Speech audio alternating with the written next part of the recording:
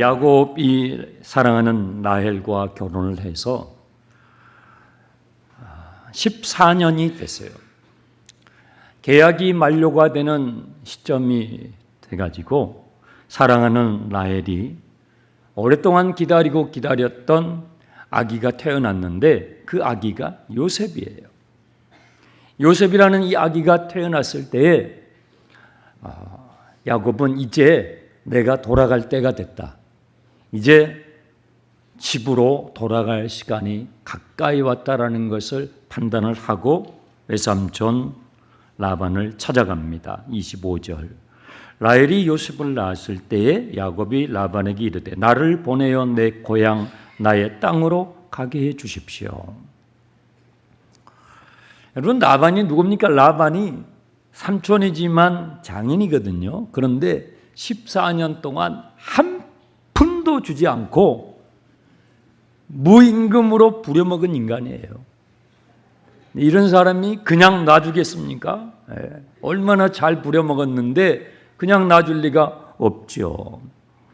자기 자식이라도 이득이 되면 이용해 먹는 사람이 이 라반이라는 사람인데 어떻게 야곱을 그냥 보내겠습니까? 27절.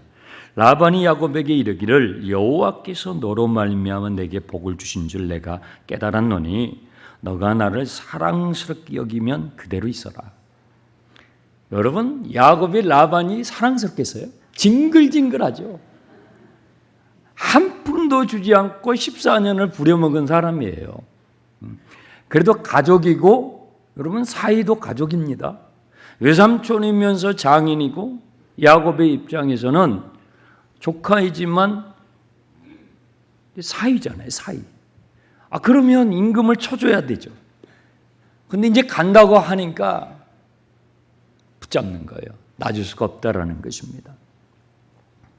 품삯을 정하자. 자, 재계약을 하자. 14년이 찼으니까 재계약을 하자. 너의 품삯을 어떻게 해줬으면 좋겠느냐 하고 28절에 요청을 하는 거예요. 직장생활을 하고 일을 해보신 분들은 느끼시겠지만 어떤 사람은 계속 같이 일을 하고 싶어요. 근데 어떤 사람은 저 인간 빨리 갔으면 좋겠네. 그만뒀으면 좋겠네. 하는 그런 직원들이 있을 수가 있죠. 우리 장충단의 형제 자매님들은 직장에서 계속 은퇴한 이후에도 계속 부름을 받아서 같이 일하고 싶은 그런 분들이 되시기를 축복합니다. 야곱이 일을 라반이 보기에도 잘했어요. 열심히 했어요. 그래서 붙잡고 싶은 거죠. 29절에 야곱이 그에게 이르되 외삼촌 내가 어떻게 외삼촌을 섬겼는지 어떻게 외삼촌의 가축을 치었는지 외삼촌이 아십니다. 제가 오기 전에는 외삼촌의 소유가 적었지만 이제는 많아졌습니다. 하나님께서 제가 하는 일들마다 복을 주셨습니다. 그런데 나는 언제쯤이나 나의 집을 세울 수 있을까요? 저에게도 이제 자식이 있습니다. 자식도 하나둘이 아니에요. 꽤 많이 생겼어요. 그러면 생각을 해보십시오. 제가 이제 구멍가게라도 하나 차릴 수 있어야 되지 않겠습니까? 이게 지금 야곱의 마음이에요. 라반도 아니 자기 손자들이고 손녀인데 나 몰라라 할 수는 없잖아요. 좋다. 그러면 품삯을 정하면 내가 생각해 보겠다. 어떻게 품을 쳐주면 좋겠느냐. 한 가지 야곱이 제안을 해요. 만약에 외삼촌께서 이 한 가지 조건을 수락하면 제가 외삼촌의 양들을 더 돌보도록 그렇게 하겠습니다. 그 한 가지 조건이 무엇이냐면 32절이죠. 오늘 제가 외삼촌의 양떼에 다니면서 그 양들 가운데서 알록달록한 것들은 다 가려내겠습니다. 또 염소들 중에서도 역시 알록달록한 것들을 다 가려내겠습니다. 그리고 앞으로 태어난 새끼들 가운데서 알록달록한 양이나 그런 염소가 태어나게 되면 그때 그것들은 나의 품삯으로 삼아 주십시오. 이 조건만 수락이 되면 제가 여삼촌의 양과 염소를 돌보겠습니다. 여러분, 라반이 이 분야에서 뼈가 굵은 사람이에요. 금방 알아요. 이게 나한테 미치는 장사인지 이득이 되는지 금방 안다고요. 여러분, 양은 대부분이 색깔이 흰색이에요. 염소는요 대부분 검은색이에요. 흑염소라고 그러죠. 그러니까 양이 알록달록한 것은요 가끔씩 태어나요. 염소도 거의 다 검었지 알록달록 점이 있는 점박이가 태어날 확률은 극히 드물다고요. 야곱의 입장에서는 매우 불리한 제안을 하고 있는 거예요. 가능성이 희박한 제안을 지금 외삼촌한테 하는 거예요. 라반은 전혀 미치는 장사가 아니죠. 할렐루야죠. 너무 좋죠. 네. 바로 수락을 합니다. 34절에 내 말대로 그렇게 하자. 즉시 수락을 하는 거예요. 너 이제 잘 걸렸다. 너 입으로 이제 한 거니까 너는 너 집으로 고향으로 가는 것은 이제 끝났어. 글렀어. 이제 너는 가지도 못해. 라반은 벌써 계산이 된 거죠. 그리고 그날로 이 라반이요 야곱에게 맡기질 않아요. 그날로 이 라반이 자기 양떼에 가가지고 알록달록한 양들 염소떼에 가가지고 알록달록한 이 염소들을 전부 자기가 직접 골라요. 이만한 점만 있어도 다 골라낸 거예요. 하나도 빠짐없이. 그리고요 이 사람이 어느 정도 지독하냐면 그 골라낸 걸 가지고 자식들한테 줘서 3일 길을 띄어요. 아예 섞이지 않도록. 한 마리도 못 주겠다는 거예요. 아니 그래도 가족이잖아요. 사이니까 조카니까. 그런데도 한 마리도 이게 아주 지독한 인간입니다. 3일 길을 떼어서 보낸 거예요. 분류를 시켜서 완전 원천 봉쇄를 차단을 해버린 것입니다. 이런 CEO 밑에서 일하는 분들은 정말 고생스럽죠. 그런데요 37절을 보시면 여러분이 가지고 있는 성경의 37절에 야곱이 이렇게 번역이 되어 있을 거예요. 그런데 원문에 보면 여기에 단어 하나가 생략이 되어 있어요. 접속사 하나가 37절 앞에 그러나 야곱이 그러나가 생략이 되어 있어요. 그러나 야곱이 무슨 말이에요? 야곱은 낙심하지 않았다는 거예요. 외삼촌 라반이 점이 박힌 염소나 양은 전부 빼돌렸어요. 그러니까 이건 이제 정말 더 가능성이 없는 거예요. 그런데도 야곱은 낙심하지 않았다는 것이죠. 그리고 무슨 일을 했냐면 신풍나무, 모르겠어요 무슨 나무인지, 살구나무, 버드나무는 아시죠? 이런 나무들을 가지고 가가지고 그것을 쪄가지고 벗기는 거예요. 알록달록하게 만드는 거예요. 그리고 라반의 양떼들, 염소떼들에게 물을 먹일 때에 이 양과 염소들이 배불리 넉넉하게 물을 마시고 나서 거기서 짝짓기를 한단 말이에요. 그럴 때에 이 버드나무, 신풍나무 알록달록하게 만든 이 나무가지를 그 주변에 자기 둘러놓은 거예요. 이건 웃기는 짓이죠. 아니 이렇게 한다고 무슨 하얀 게 점박이가 나오고 검은 게 점박이가 나오겠냐고요. 그런데 야곱은 정말 이런 엉뚱한 발상을 시도한 거예요. 생물학적으로 유전학적으로 이건 전혀 맞지 않는 얘기죠. 만약에 여러분 자녀들이 수능고사에 어떻게 하면 얼룩덜룩한 양이 나올 수 있느냐 이런 문제가 나왔는데 성경에서 이랬지 하고 이렇게 쓰면 이건 낙제가 되는 거예요. 이건 불가능한 거예요. 생물학적으로 유전학적으로 나올 수가 없는 것이죠. 그런데 그럼에도 야곱이 이런 발상을 시도한 배경이 있겠죠. 그 힌트가 31장 8절에 나와요. 야곱은 왜 이런 엉뚱한 발상을 행동으로 옮겼는가 하는 것이죠.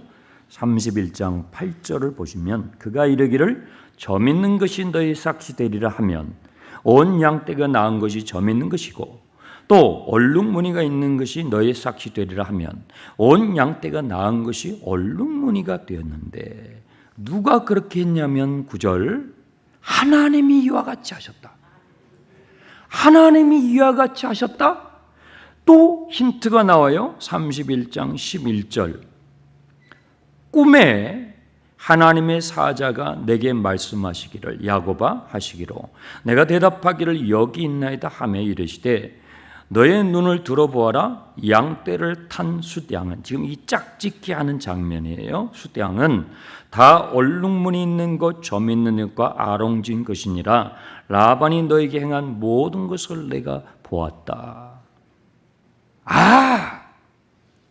야곱이 라반을 찾아가서 딜을 하기 전에 하나님께서 야곱에게 뭘 주셨어요? 꿈을 주셨어요. 꿈을 주셨는데 꿈에 하나님의 음성을 듣고 한 장면이 보이는데 하얀 양과 하얀 염소끼리 이 양들끼리 이렇게 짝짓기를 하는데 알록달록한 새끼들이 막 나오는 거예요. 야, 이게 도대체 하나님이 무슨 계획이 있으시구나. 하나님이 역사하신다는 거구나. 야곱이요, 그 꿈을 꾼 거예요. 여러분, 바랄 수 없는 상황, 바랄 수 없는 처지에 있는 이 야곱에게 하나님께서 꿈을 주셔요. 여러분, 하나님은 꿈을 주시는 분이에요. 꿈을 주셨어요. 여러분, 우리가 하나님의 말씀을 읽고 듣고 찬양하고 기도하고 예배할 때에 하나님께서 여러분의 심령의 내면에 거룩한 상상력을 불어넣으셔요. 거룩한 생각을 불어넣으셔요. 거룩한 비전을, 거룩한 꿈을 불어넣으셔요. 여러분, 이것이 예배 가운데 하나님의 말씀을 접할 때에 우리가 실제로 경험하는 거예요. 인간적으로 봤을 때는 야곱이 불리한 제안, 어리석은 제안이죠. 그런데 하나님의 입장에서 봤을 때 이건 믿음의 제안이고 담대한 제안을 한 거예요. 제가 이번에 우리 유초동부, 중고동부 여름 캠프를 할 때에 미국에서 한인 과학자 팀들이 와서 도와주었거든요. 그 디렉터를 하시는 분이 이혜정 박사이신데 이분이 카이스트에서 공학을 공부하시고 그리고 미국에 가서 유학하고 지금은 NIST라는 미국의 그 기관에서 지금 연구를 하고 계셔요. 워싱턴에서 이분을 만났는데 제가 물었어요. 권사님이신데 권사님은 과학자로 살아가면서 그런 전문 분야 과학자로 종사하면서 살아가실 때에 하나님을 믿는 것에 있어서 유리하십니까? 불리하십니까? 과학자라고 하는 그런 전문 영역에서 활동하면서 그러면서도 동시에 하나님을 믿는 그리스도인인데 그것이 하나님을 믿는 부분에서 유리하십니까? 불리하십니까? 물어봤다고요. 그랬더니 이 권사님이 하시는 말씀이 목사님 절대적으로 유리합니다. 절대적으로 유리합니다. 목사님, 모든 과학자들이 하나님의 살아계심을 인정하는 건 아니지만 저 같은 경우는요, 정말 그 미세한 인간의 눈으로는 볼 수 없는 미세한 나노라는 걸 연구하시는 분이거든요. 그런 미세한 세계 그리고 광활한 우주의 세계를 탐구하면은 이것은 어떻게 이것이 우연이 될 수 있는가? 이게 우연이 될 수 있을까? 우연이 될 수 없다라는 거예요. 정말 경이로움을 가질 수밖에 없다라는 거예요. 그 미세한 세계, 그 광활한 세계를 탐구하면 탐구할수록 자신은 경이로움을 느낄 수밖에 없다는 거예요. 목사님, 모든 과학자들이요 하나님의 존재를 인지하는 것은 아니지만 저는 하나님께서 저 같은 존재를 사랑하시는 그 사실이 인간의 논리, 인간의 저의 이성으로 받아들인 것이 아니라 초논리적인, 초이성적으로 저는 그 사실을 받아들이게 되었습니다. 하나님이 살아계시는 것은 인간의 이성으로 설명이 안 된다는 거예요. 그 하나님이 저와 여러분 같은 존재를 사랑하신다는 것은 인간의 수학적인, 과학적인, 생물학적인 논리로는 설명이 안 된다는 거예요. 여러분, 하나님은 살아계십니다. 그 살아계신 하나님이 여러분을 사랑하십니다. 그것을 과학으로 설명할 수 있어요? 그걸 수학으로 설명할 수 있냐고요? 그걸 유전학적으로, 생물학적으로 설명할 수 있겠냐고요? 설명이 안 돼요. 설명이 안 돼요. 여러분, 우리 삶에는요, 과학과 수학과 생물학과 이런 유전공학으로 설명할 수 없는 영역, 개념, 세계가 있어요. 그 세계를 성경적인 용어로 뭐라고 하냐면요, 은총의 세계라고 그래요. 여러분, 내가 값없이 구원받았어요. 값없이 구원받은 걸 수학적으로 설명할 수 있어요? 내가 선하게 산 것도 없고, 내가 잘한 것도 없고, 내가 의롭게 한 것도 없고, 내가 하나님을 만족시킨 것도 없는데 내가 구원받았어요. 내가 하나님의 자녀가 됐어요. 그걸 여러분 과학적으로, 수학적으로 설명할 수 있냐고요? 인간의 이성과 논리로 설명할 수 있냐고요? 설명할 수가 없죠. 그건요 초이성적인 거예요. 인간의 이성을 뛰어넘는 사건이라는 것이죠. 우리는요 그런 세계를 경험하는 사람들이에요. 우리는 그런 세계를 찬양하고, 그런 그 은총의 세계, 그런 인간의 논리와 인간의 이성으로 설명할 수 없는 그 구원의 감격, 그 구원의 은총을 살아가고 경험하고 누리는 사람들이 저와 여러분인 것입니다. 얼마나 감사한지 몰라요. 얼마나 감사한지. 40절에 보시면 야곱은요 알록달록한 것들을 흰 것들하고 섞이지 않도록 구분을 시켜요. 그리고 41절을 보면 참 튼튼한 양이 새끼를 뵐 때에 야곱이 개천에다가 양떼의 눈앞에다가 그 살구나무, 버드나무, 신풍나무 알록달록 꾸민 그 가지들을 두고 양이 그 가지 곁에서 새끼를 베게 하는데요, 약한 양이면 그 가지를 두지 않고, 와, 그렇게 하니까 약한 것은 라반의 것이 되고요, 튼튼한 것들은 또 그렇게 해요.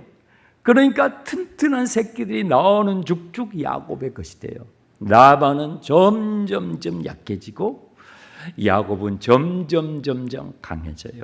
세상에, 어쩌면 라반도 어쩌면 야곱도 어쩌면 인간들이 무지무지합니다. 그런데요, 알록달록한 그 버드나무, 살구나무, 신풍나무가 무슨 효력이 있겠냔 말이에요. 그걸 뭐 이렇게 가지를 벗겨내가지고 알록달록하게 만들어서 그걸 양과 염소들이 꿈뻑꿈뻑 본다고 해서, 아니 그걸로 뭐가 무슨 효력이 있겠냔 말이죠. 그냥 나무 가지에 불과하잖아요. 그렇죠? 나무 가지에 불과해요. 여러분, 애굽에서 종살이하던 이스라엘 백성들이 나와서 광야를 행진할 때 하나님은 원망해요. 원망하고 불평을 해요. 그러니까 불뱀들이 나와가지고, 독이 오른 불뱀들이 나와가지고요, 그 원망 불평하는 사람들 다 물어요. 막 사람들이 죽어가는 거예요. 넘어져 쓰러져 죽어가는 거예요. 그러니까 그렇게 되니까 모세에게 와가지고 도와달라고, 하나님께 도와달라고, 좀 기도 좀 해달라고 막 청을 하는 거죠. 하나님께서 모세에게 처방을 줬어요. 어떤 처방을 줬죠? 너는 높은 장대에다가 구리뱀을 메어달라는 거예요. 아니 여러분, 장대에다가 구립에 매어 달리면 그게 무슨 효력이 있냐고요. 그냥 막대기예요. 그냥 장대입니다. 그런데 그 장대에다가 구리뱀을 매어 달아서 그거 쳐다보라고 하는 거예요. 그게 무슨 효력이 있겠냐 말이에요. 여러분, 십자가는 막대기예요. 십자가 그냥 막대기를 엮어놓은 거예요.